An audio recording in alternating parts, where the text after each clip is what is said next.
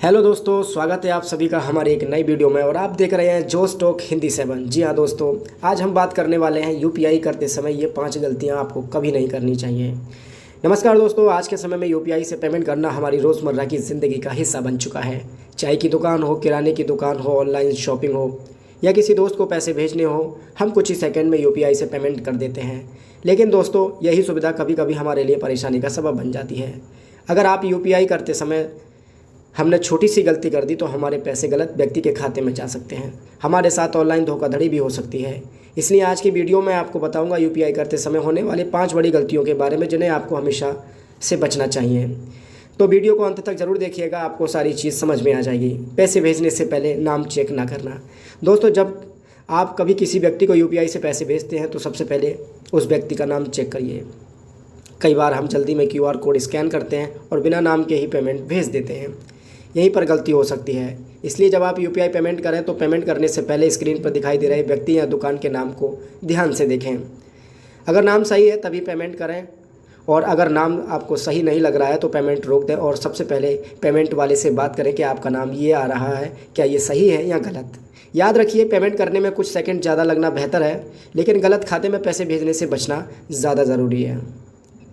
दूसरी गलती है दोस्तों, यूपीआई पिन किसी को बता देना। आज के टाइम में ज़्यादातर ग्रामीण क्षेत्र में लोग इसका महत्व नहीं जानते हैं और वो अपना यूपीआई पिन किसी को भी बता देते हैं। ये पिन आपको किसी को नहीं बताना चाहिए।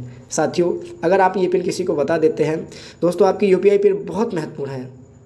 इसे आपको किसी के साथ शेयर नहीं करना चाहिए। कोई व्यक्ति फ़ोन करके कहे कि मैं बैंक से बोल रहा हूँ, कोई कहे कि मैं आपका यूपीआई बंद हो जाएगा, कोई कहे कि आपका पैसा वापस लाने के लिए यूपीआई पिन बताइए, तो ऐसी बातों पर भरोसा बिल्कुल ना करें। याद रखिए, यूपीआई पिन जैसे पैसे प्राप्त करने के लिए नहीं, बल्कि आपके पैसे खाते से पैसे भेजने के लिए इस्तेमाल किया जाता है। इसलिए अगर कोई व्यक्ति आपसे यूपीआई पिन मांग रहा है तो समझ जाना चाहिए कि आपको सावधान होने की ज़रूरत है। यूपीआई पिन, एटीएम पिन और ओटीपी और पासवर्ड जैसी जानकारी किसी के साथ आप कभी शेयर ना करें। तीसरी गलती, पैसे पाने के नाम पर यूपीआई पिन डालना। ये दोस्तों गलती बहुत लोग करते हैं। मान लीजिए कोई व्यक्ति आपको कहता है कि मैं आपके खाते में पैसे भेज रहा हूँ, ये आपको कोई क्यूआर कोड भेजता है या कोई यूपीआई रिक्वेस्ट भेजता है और कहता है कि इसे आप स्वीकार कर लीजिए। दोस्तों, ये आपको बहुत सावधान रहने की ज़रूरत है। किसी से पैसे प्राप्त करने के लिए सामान्य तौर पर आपको अपना यूपीआई पिन डालकर पेमेंट करने की ज़रूरत नहीं होती। अगर आपके फ़ोन पर कोई ऐसी रिक्वेस्ट आती है जिसमें पैसे भेजने के लिए आपको यूपीआई पिन मांगा जा रहा है तो बिना समझे उसे स्वीकार कभी ना करें। पहले जाँच करें कि पैसा किसे जा रहा है और क्यों जा रहा है। जल्दबाजी में किया गया ये क्लिक आपके लिए बहुत महंगा पड़ सकता है। चौथी बड़ी गलती, अनजान लिंक और क्यूआर कोड पर भरोसा करना। दोस्तों, आजकल ऑनलाइन धोखाधड़ी के लिए अलग अलग तरीके से इस्तेमाल किए जाते हैं। आपको व्हाट्सएप पर कोई लिंक भेज सकता है, एसएमएस में कोई लिंक जा सकता है, या कोई व्यक्ति आपको क्यूआर कोड भेजकर कह सकता है कि इसे स्कैन करते ही आपको पैसे मिल सकते हैं।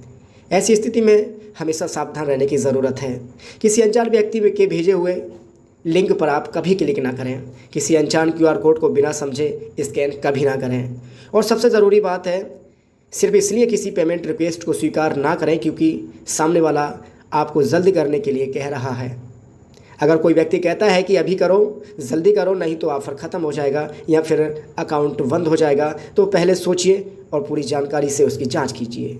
5वीं बड़ी गलती, मोबाइल और यूपीआई ऐप को असुरक्षित छोड़ देना। दोस्तों, आज हमारा मोबाइल ही आजकल बैंकिंग का सबसे बड़ा माध्यम बन चुका है। इसलिए अपने मोबाइल की सुरक्षा को हल्के में ना लें।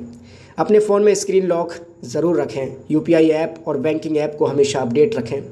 अपने मोबाइल में किसी अनजान व्यक्ति को बैंकिंग ऐप इस्तेमाल ना करने दें। और आपका मोबाइल खो जाता है तो तुरंत अपने बैंक या संबंधित सेवा प्रदाता से संपर्क करके ज़रूरी सुरक्षा कदम उठाएँ।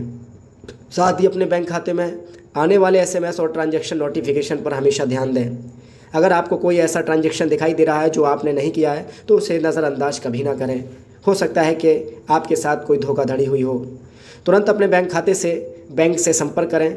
और एक ज़रूरी बात दोस्तों, यूपीआई बहुत सुविधाजनक और तेज पेमेंट करने वाला सिस्टम है, लेकिन किसी भी डिजिटल पेमेंट सिस्टम का इस्तेमाल करते समय हमें सावधानी रखनी बहुत ज़रूरी है।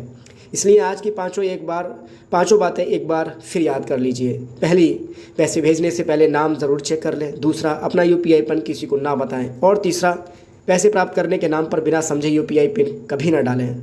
चौथी, अनजान लिंक और QR कोड से सावधान रहें। और पाँचवीं, अपने मोबाइल UPI ऐप को सुरक्षित रखें। दोस्तों, डिजिटल पेमेंट हमारी ज़िंदगी को आसान बनाने के लिए है, बस हमें इसका इस्तेमाल थोड़ी सावधानी के साथ करना चाहिए। अगर आपको ये जानकारी उपयोगी लगी हो तो वीडियो को लाइक करें और अपने परिवार और दोस्तों के साथ इसको शेयर करें, क्योंकि हो सकता है आपकी एक छोटी सी जानकारी किसी व्यक्ति को ऑनलाइन धोखाधड़ी से बचा सके। धन्यवाद। मिलते हैं एक नई वीडियो में।